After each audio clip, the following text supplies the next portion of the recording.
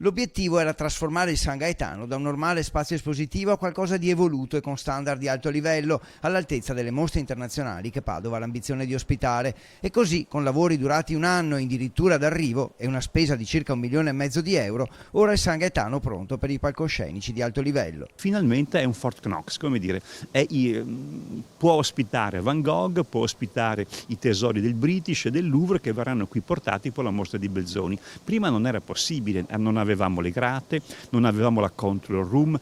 Detto della sicurezza, con la sala di controllo delle telecamere aumentate a 20 anche quelle esterne e altri sistemi, l'intervento è stato fatto anche sul sistema di condizionamento e di controllo di temperatura, umidità e con pellicole per coprire le vetrate e filtrare i raggi UV. Nessun museo internazionale ci avrebbe prestato le opere in una situazione dove tecnicamente non avevamo il controllo del microclima. Oggi l'abbiamo microclimatizzato, addirittura con un sistema di controllo a specchio. Qualora si rompesse il primo impianto, scatta immediatamente un impianto di riserva. La prima mostra, dopo questo intervento, sarà quella dedicata a Giovanni Battista Belzoni, esploratore, ingegnere e archeologo vissuto tra il Settecento e l'Ottocento, considerato uno dei più grandi esperti mondiali dell'Egitto. Per questa mostra sono stati coinvolti tutti i maggiori musei del mondo. È una mostra gigantesca da un punto di vista delle ambizioni scientifiche, è la prima grande narrazione sul nostro concittadino a cui va ascritto il grandissimo merito di aver aperto all'Egitto con una chiave non solo predatoria, c'era anche quella,